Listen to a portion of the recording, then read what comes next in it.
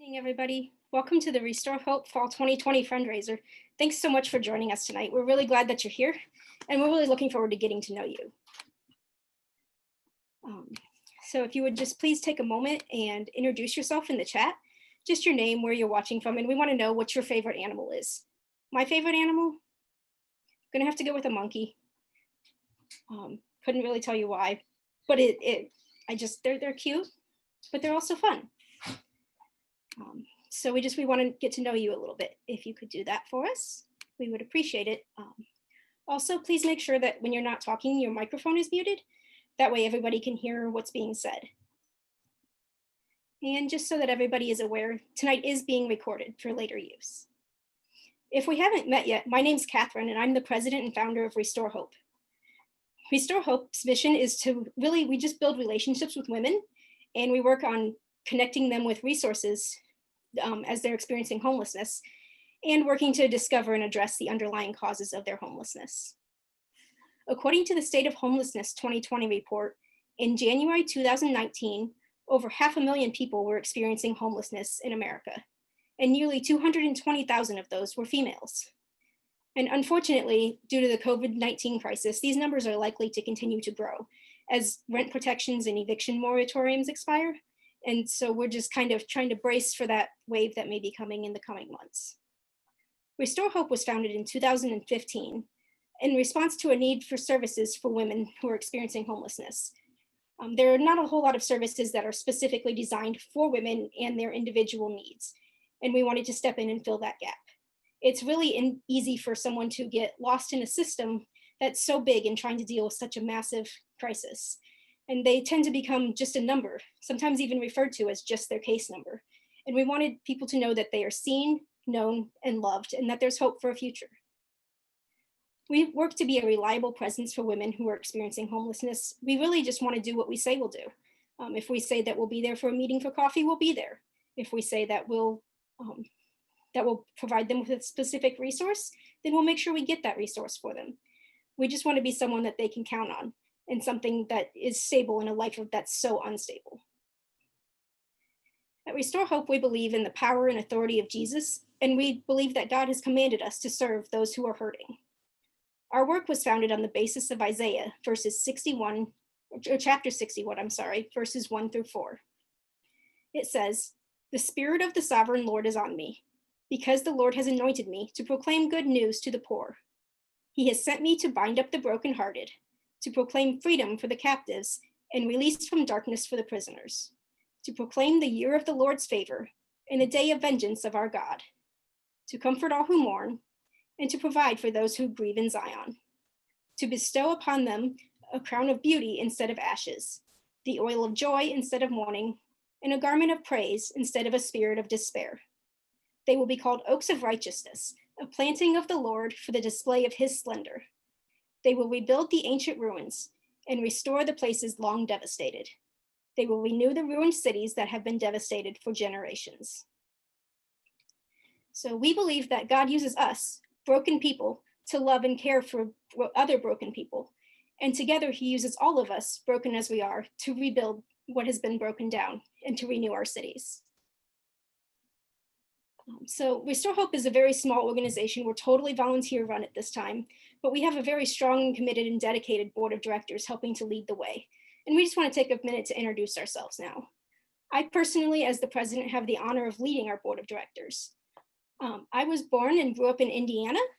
I lived there until I finished my undergraduate degree in 2011.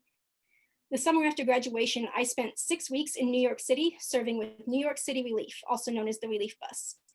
And it was during this time that I realized that God was actually calling me to a career path serving the homeless.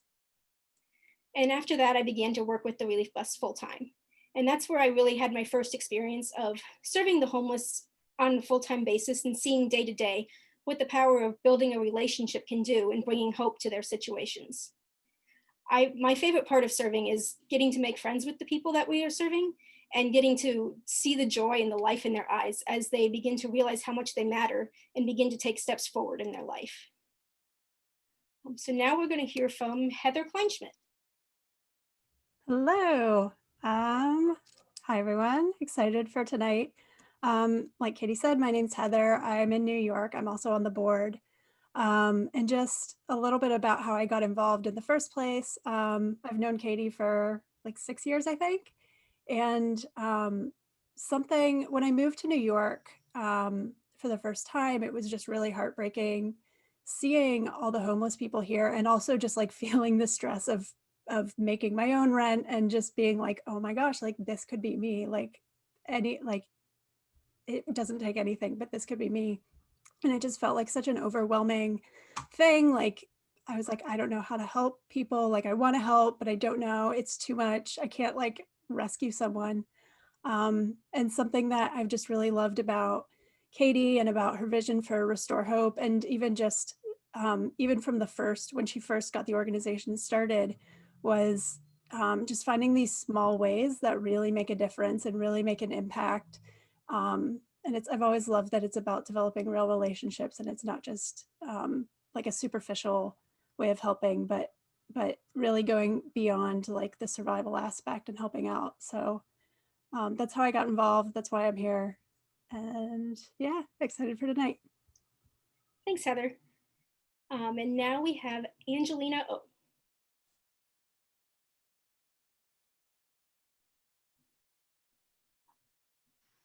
Hey everyone, my name's Angelina. I grew up in Brooklyn, New York, and I've known Katie for at least 5 years now. The reason why I'm on this board is I also have seen the impact of homelessness and how it impacts people, and also like how easy one can just, it's not easy living in New York City, and women especially, it's much more difficult for women to get back on their feet. And it's not through like, most of the time, it's not through any fault of their own. It's just the resources available to women in New York City aren't sufficient for just everyday needs if they actually fall through the cracks. So like Katie actually helped a lot, because I've known that this was the thing that happened, but it was just like, what can I do about it? And Katie came along and she really, really, really put a fire in me to like help her vision, because, well, I've always known that there was a need for it. And she was actually the catalyst for making this happen. And I'm really grateful for the opportunity to serve on the board. Thanks, Angelina. We're really glad to have you. Next, we have Vicki Casey. Hi, everyone. I'm from New Jersey, grew up here most of my life, and I, all my life really have been working with organizations dealing with people who are either homeless or food insecure, because my dad worked in Newark, and I don't even remember how old I was, but I just remember one year him coming home and like talking about the fact that he had to do something about the people that he walked by every day. And out of my garage, my family started a food drive back then, and I'm talking like grammar school age. And so for years it was just something I was a part of, but it was just, very perfunctory service kind of thing, collect food or go volunteer at a soup kitchen or something. But one year I was living in Florida at the time, and it was my first holiday away from my family. And I just randomly, once again, said, oh, let me find a place to volunteer. And this place that I had volunteered did something special that changed my life, because what they did is they were having Thanksgiving dinner, and they had set up a church basement beautifully, like a full-on catering hall, tablecloths, candles on the table, everything else like that. And then they sent out vans, at the time it was in downtown Orlando, and picked up the homeless and treated them as honored, dignified guests to this gorgeous Thanksgiving meal, instead of what I was used to of just like a handout. And through that opportunity and that day, I got to actually, for the first time, despite all the volunteering I had done all my life, gotten to actually talk to people and hear their stories and recognize like so much the deeper level of what their struggles were, and that it wasn't just about basic resources and stuff like that. And so, like I said, that changed my life and my part of my call. And when I've been involved with Restore Hope from the beginning, and when I heard Katie's vision and focus on really building relationships, it brought me back to that time and that experience there. And just, I knew I wanted to be a part of it and knew that it would change lives to actually have these enduring relationships. Thanks, Vicki. Love getting to hear your stories. And I know we've talked about some of these things before, but it's sometimes nice to remember why we all started. So Restore Hope may not have been around for a lot of years, but we have offered a variety of programs in our short life.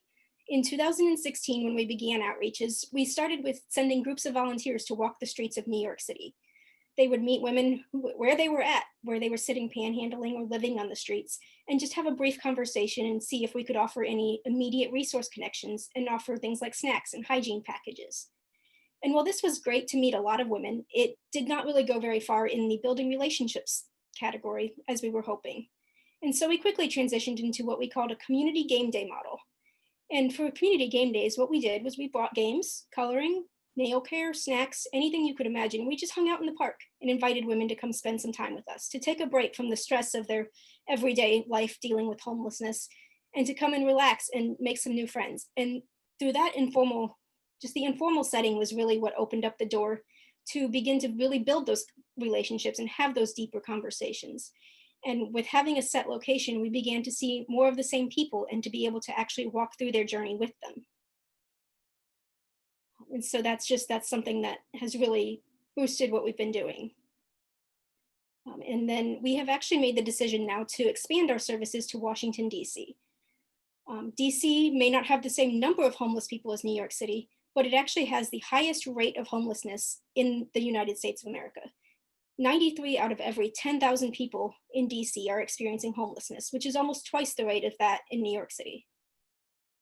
DC is really a juxtaposition of power and poverty, and we want to bridge the gap between the two. And with this expansion, we have some exciting news about new programming launching in 2021, and we'll talk a little bit more about that in detail later.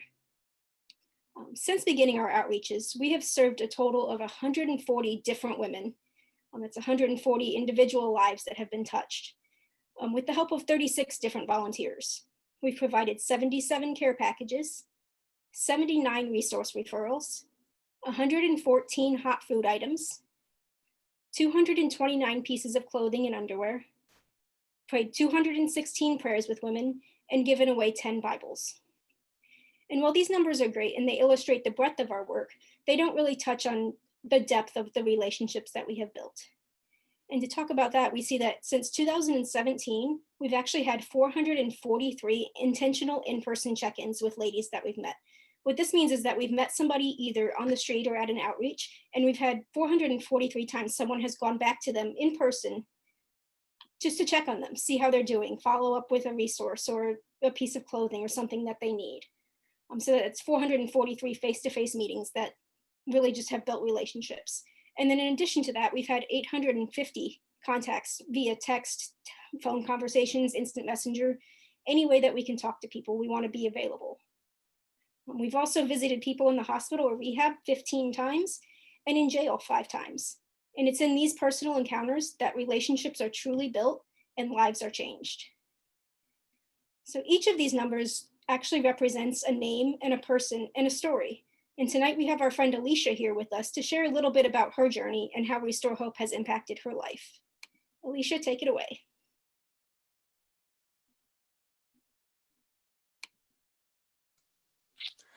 Hello, good evening, everyone. My name is Alicia. I live in New Jersey.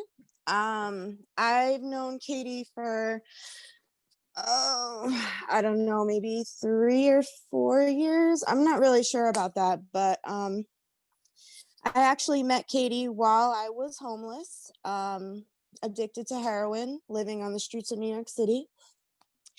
And Katie was very persistent and basically came around wherever I was panhandling. She would find me, pretty much hunt me down, I guess, for lack of a better term. And she began to build a relationship with me, and she has been with me ever since my entire journey. She has seen me at my worst and been with me at my best. And it's something that has definitely stayed with me.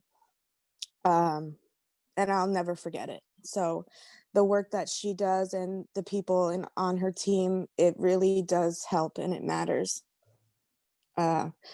And just really quick, I just wanted to touch on what you guys were saying about how females in New York City or wherever they kind of just they get pushed aside. I work in a detox facility, and we are actually not taking females at this time after the pandemic, and so that just goes to show you that they really need some help out there. So good. Thank you. Thank you so much, Alicia. You're welcome. Thanks for sharing your story. And it really means a lot to hear what it has meant to you over the years, just being able to build that relationship. And I remember, just the various conversations that we had and how, the longer that we got to know each other, the more you felt comfortable to open up. And that, it takes Yeah, time, but it's worth it in the end. And it got to be is. there when you got married, got to see you have a house, go back to school, have a job. Oh yeah. I guess I could have mentioned all that. Yes, now I'm doing great. I do have a full-time job. I'm in school to become a substance abuse counselor. And my husband and I, we have a great apartment in Jersey City with 2 beautiful cats that I love so much. And everything is very, very good. So yeah, she's definitely helped us through that. And I know that I can call her even if I don't need anything, just to say hello, or we touch base pretty often. Like clockwork, she makes sure she checks up on me. So for that, I'm very grateful. Thank you very much. You're We welcome. love you. Love you too.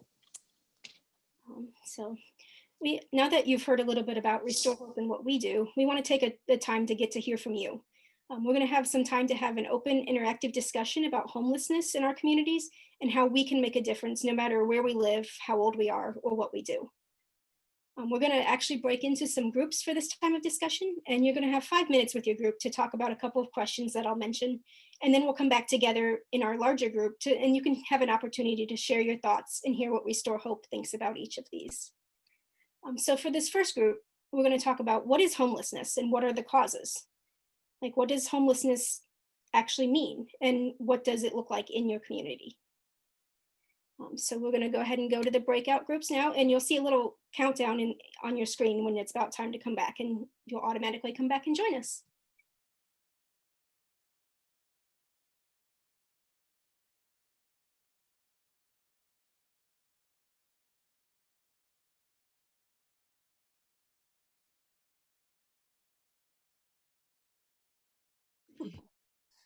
Welcome back, everybody. I hope everybody had a really good discussion. Does anybody want to share anything about what you discussed with your group? You can raise your hand or just go ahead and unmute yourself and share.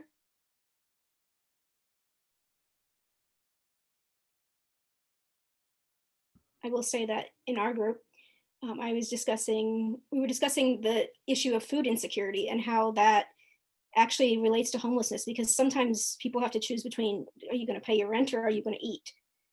And that is not something that is often thought of. And One also thing, that, oh, yeah. sorry. I just wanted to jump in with something from our group. It was interesting. Maria pointed out that there are often families, like maybe 2 or 3 families living in like a single bedroom or 2-bedroom apartment. And that's another thing that we don't necessarily consider homelessness or don't really think about, but it's like almost as disruptive and difficult to deal with. Absolutely, yes. And even people who are couch surfing, going from friend to friend or family member to family member, and living in a car. And even for some people, like especially in New York City and Washington, D.C., like this, people who rent but have to have roommates to rent. You're not necessarily homeless, but you can't exactly afford your own place either. So it's kind of that edge of things where it could easily slip into homelessness.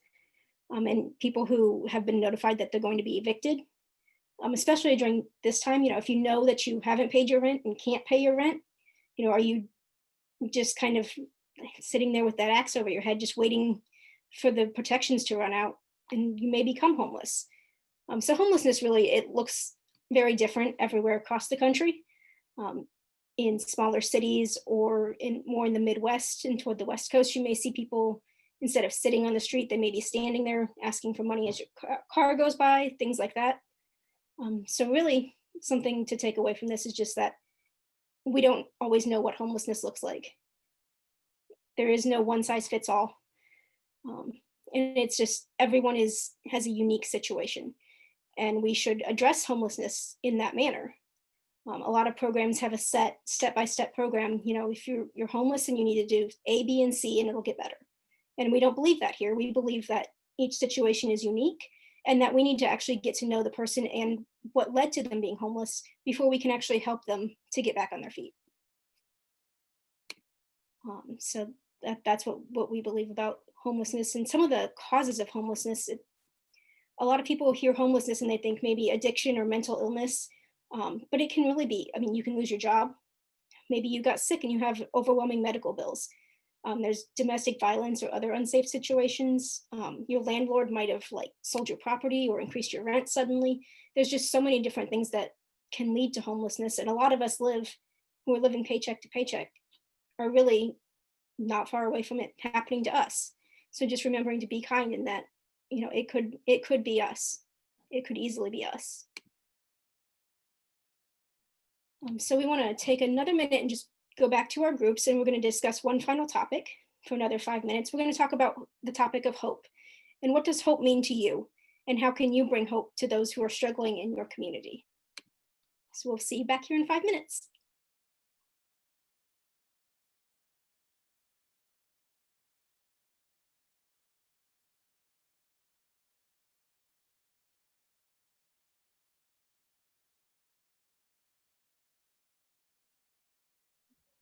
We're back. And I remembered to unmute myself this time. So hope everybody had a good discussion there about hope and what you can do to bring hope to people in your community.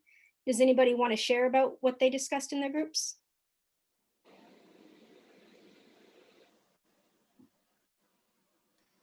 I think that between all of us who shared, there was a general consensus that hope means the belief that things will get better, regardless of what your current situation is.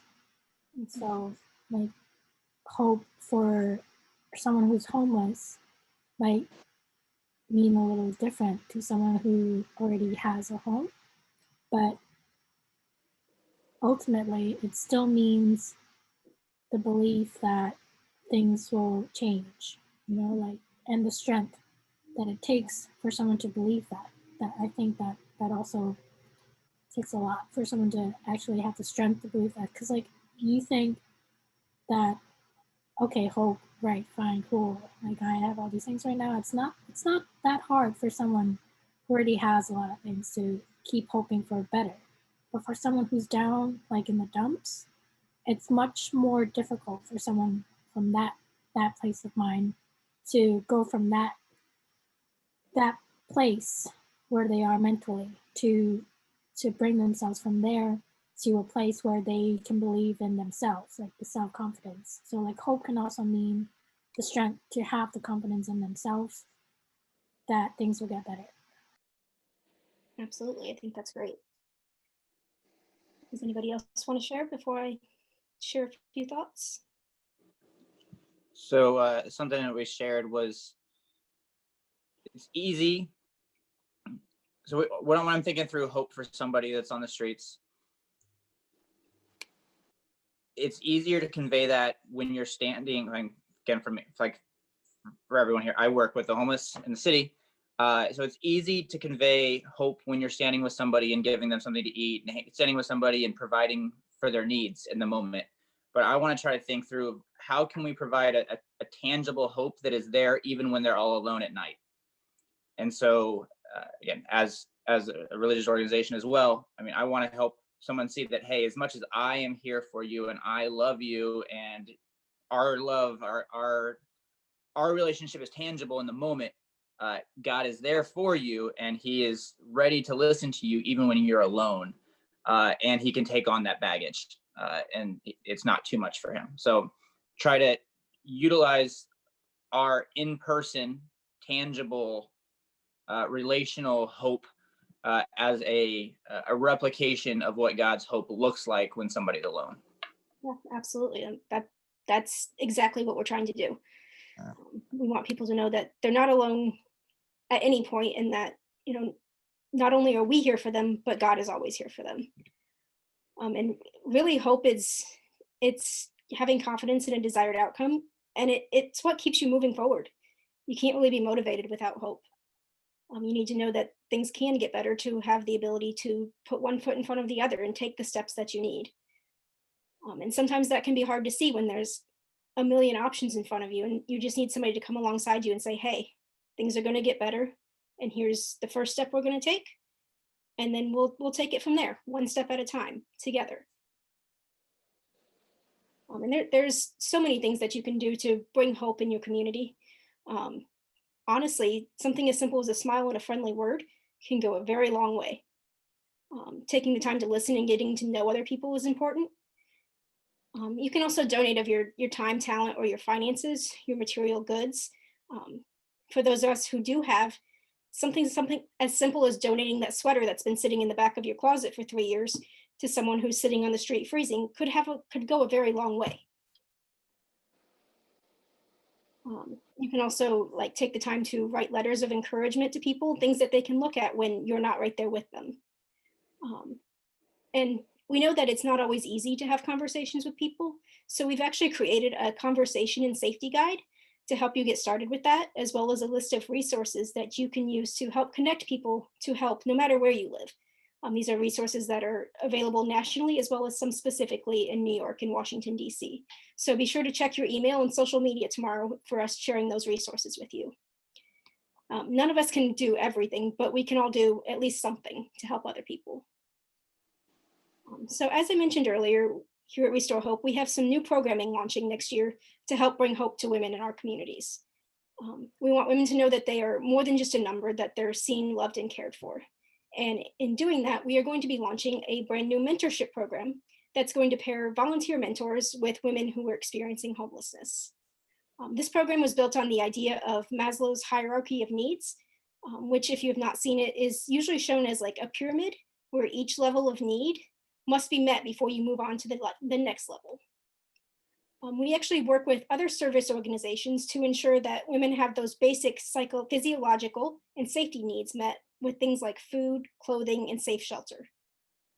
As Restore Hope, we then step in and meet the need for belonging and love through caring relationships with mentors. And as the women work with those mentors, taking steps through an individualized plan of action, then they begin to regain their self-esteem, to see that things can get better and that they have that hope.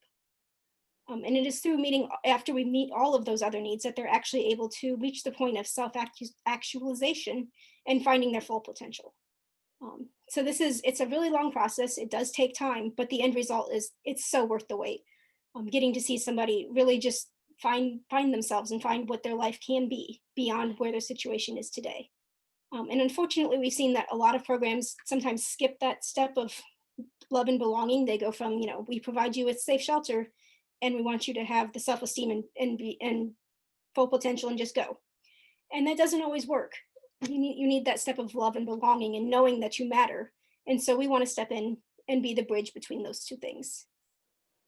So we are going to partner with local service organizations in New York City and Washington, D.C., who we will have refer women to us for the program. These organizations work with women day in and day out, so they know them and they know who could most benefit from our services. As women enter the program, they will work with us to make sure that they have an individual plan of action based on their unique circumstances, This is something that can change over time, but just kind of an outline of step by step what needs to be done for them to get to whatever their goal is, whatever that looks like for them.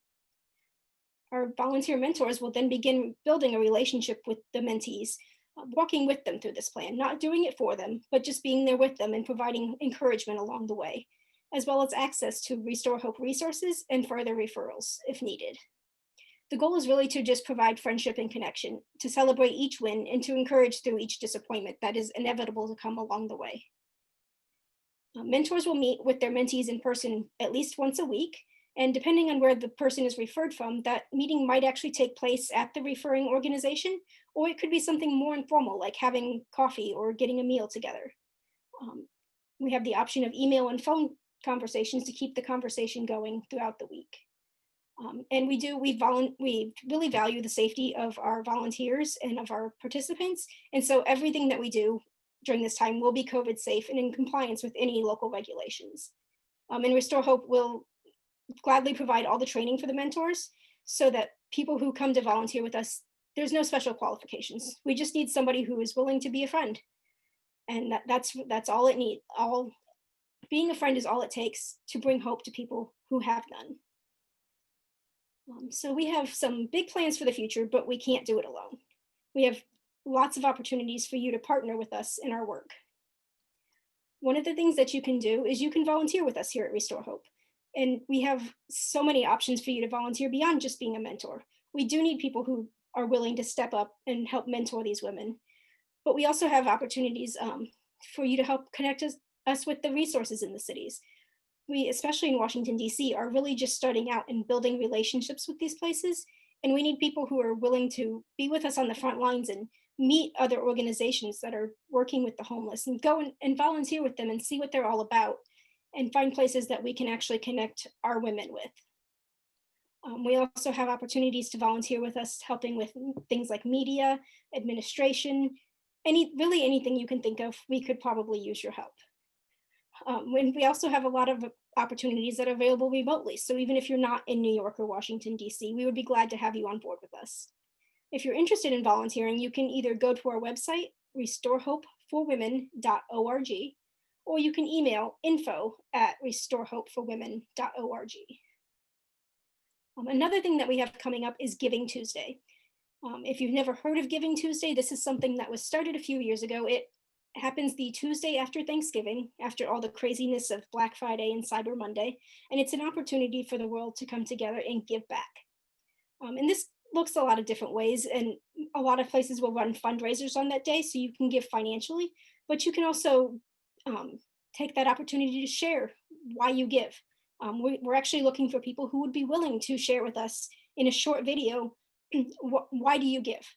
Whether that's why do you give your time in volunteering, why do you give your money, why do you give your used clothing, whatever that is, we would love to hear from you.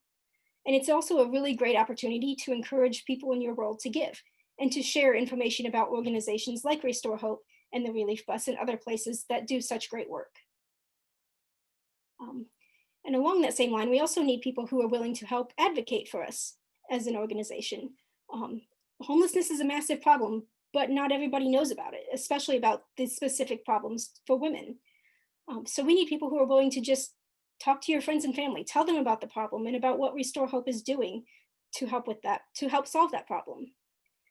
And sharing our mission with other people and organizations that you meet. If you volunteer somewhere else, let them know that Restore Hope exists so that we can connect with them.